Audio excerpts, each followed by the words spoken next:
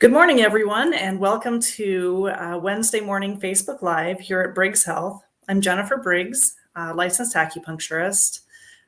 This video I'm actually going to put on YouTube as well, so I'll introduce myself a little more than I usually would. I'm a licensed acupuncturist in Coos Bay, Oregon, and I have 20 years of experience in pain management.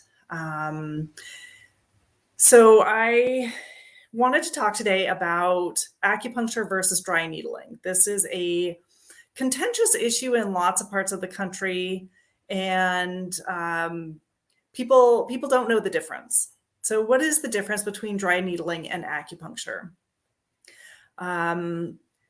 If you look online for the answer to this question, you will find lots of things that look like this. Let me share my screen and let's see. Share my screen. Thanks for being a little patient with me. Okay.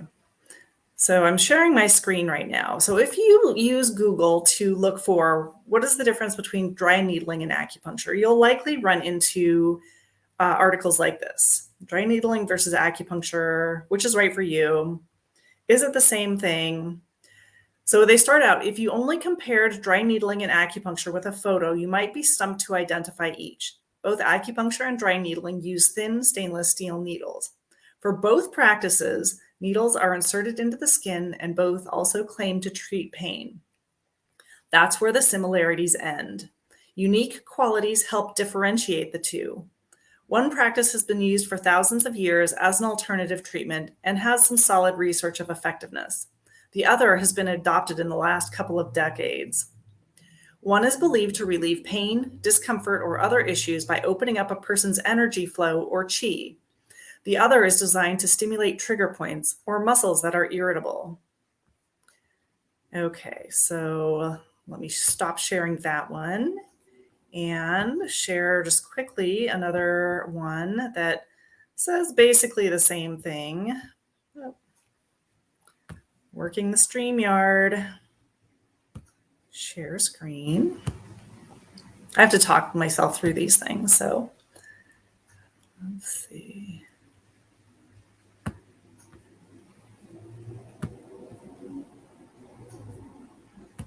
Okay, this is the one.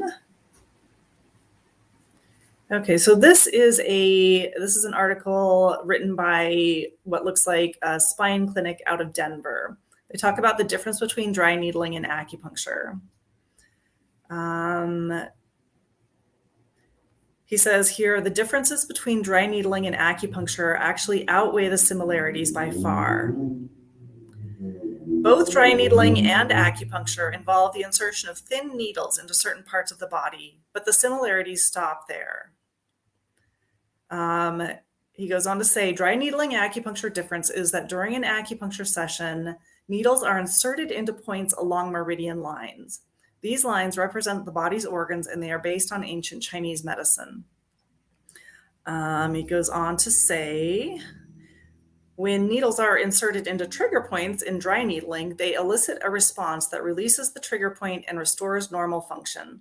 The difference between dry needling and acupuncture is that dry needling is used to treat cases of chronic and acute pain without the use of medication, surgical procedures, etc. Okay, so we have some important points here that I would like to talk about. So one is this idea that this clinic in Denver put out that it's used to treat, that dry needling is used to treat chronic and acute pain, whereas acupuncture is not. So that is completely false. Acupuncture also is used to treat chronic and acute pain without the use of medications or surgery.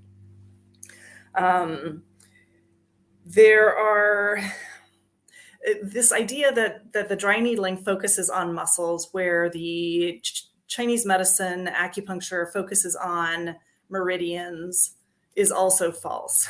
And I'd like to show you some pictures that will show this really clearly. I'd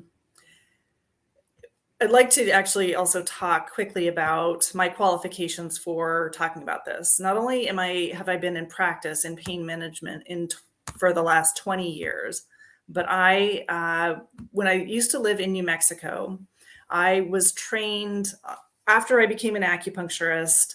In New Mexico, the laws allow for acupuncturists to do some types of injection therapy, not with like lidocaine or cortisone or anything like that, but they do allow acupuncturists to do trigger point injections with sterile water and some homeopathic substances. So I took this course, and it was a 60-hour course. Fabulous course. And what we learned in that course, let's see, I was hoping that this big one would be big. Oh, no. Don't do that. Here. Sorry, technical difficulties. So annoying. Okay, so we'll just pretend like this is big. This picture over here in the upper right, we have, this is from the Trigger Point Therapy Manual, which is a voluminous, that's about 1,500 pages of diagrams like this and long explanations, that was mainly written by a woman named Janet Travell, who was actually one of John F. Kennedy's personal physicians. Okay, so she found that in looking at the body, that there can be trigger points that build up in the muscles where these X's are. Okay, you can see an X right here, and that's the location of that X on the other side is right where my cursor would be. So when there is a trigger point in the muscle right here, it will, okay, and like this one right here, these two X's. If there's a trigger point in the muscle right here, it will refer pain up kind of past the base of the head and around to the temple, kind of around the ear there. Okay. And if there's a trigger point in this spot over here on the left, it will refer pain up to the base of the neck. And a trigger point down here by the shoulder blade can refer pain along this whole like upper back and to the base of the head. Okay. So lots and lots of times people come to me with saying that they have a tight neck, and they get a headache Okay. Now I'm going to show you, stop sharing that one. And I'm going to share a picture of the gallbladder meridian. Thank you everyone for your patience. And the gallbladder meridian picture. Okay. Now, again, I wish that these were a little bigger, but this larger one over to the side, you can see very clearly that the gallbladder channel runs kind of up the side of the body, and it has an acupuncture point right here at the top of the shoulder. Maybe I can do that. Doesn't matter. And then the gallbladder channel continues to run up right to the base of the head where that headache comes. And then it runs right up over the side of the head to the temple and around the ear. Okay.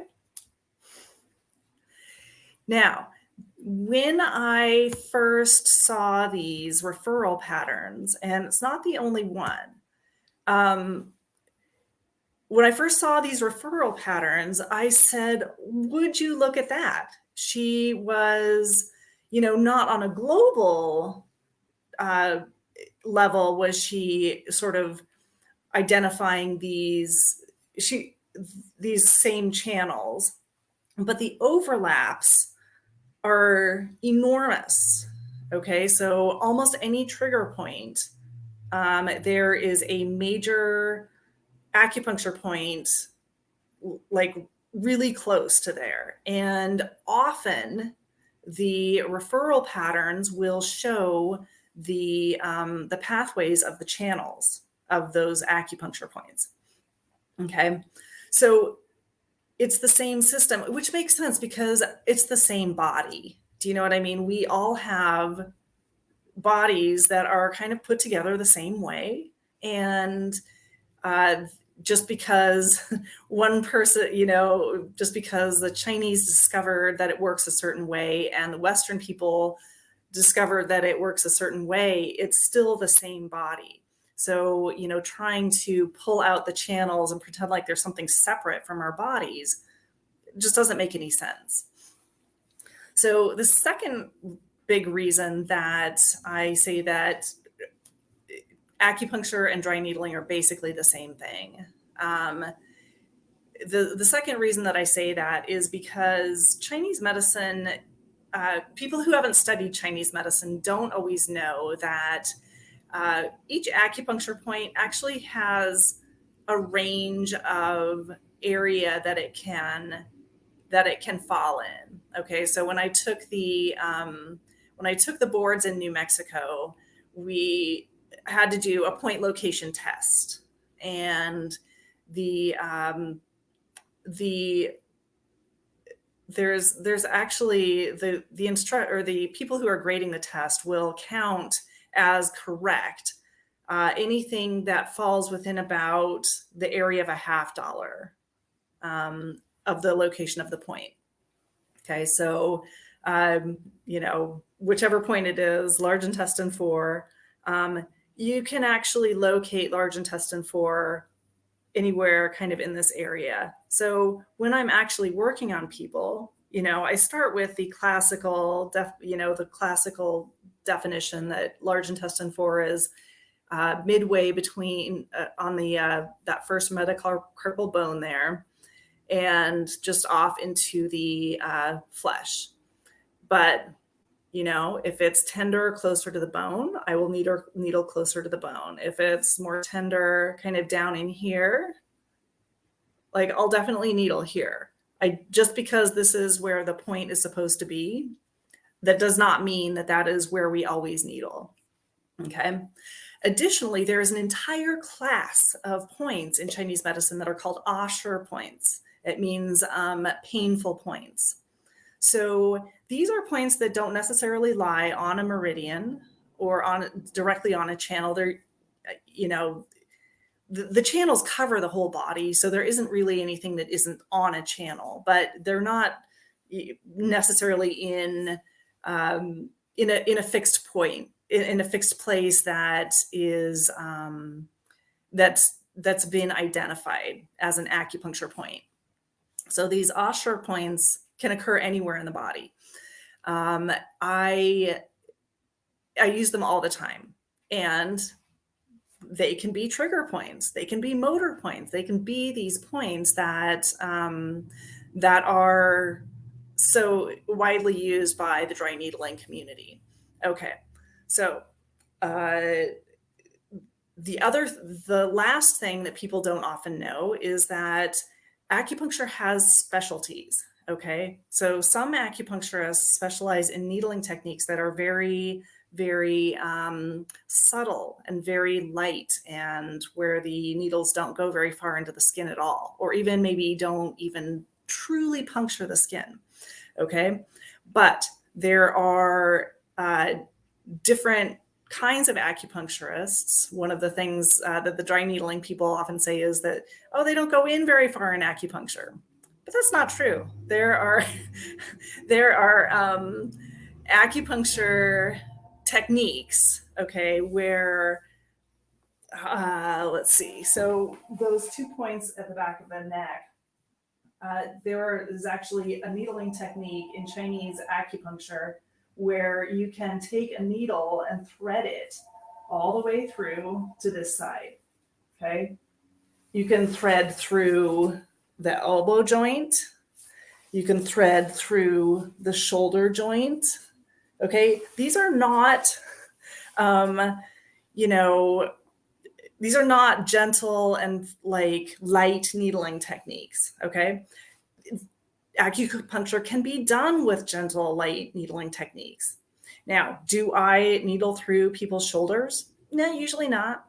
Um, but it can be done, and it is part of acupuncture and Chinese medicine. So the type of acupuncturist who specializes in who does a lot of dry needling is usually called an orthopedic style acupuncturist, and I think it's even better than dry needling, because dry needling, and they will say this in the articles, really focuses on like one area. So if you have a problem with the shoulder, like they will dry needle trigger points right here. And then they'll say, oh, look, your muscles are nice and loose, which they usually are. Because I'm an acupuncturist, I can take it a step further, where I have pain here, or there's trigger points here that are causing some kind of problem with my shoulder moving around. But I also know that further up in the neck is another point that is likely to be affected because the shoulder has not been moving correctly. And I also want to look in the elbow to see, because a lot of times the elbow will also be restricted if the shoulder has been not functioning properly. So I use those channels as a guide, and I look up and down the channels to different joints that can also be affected.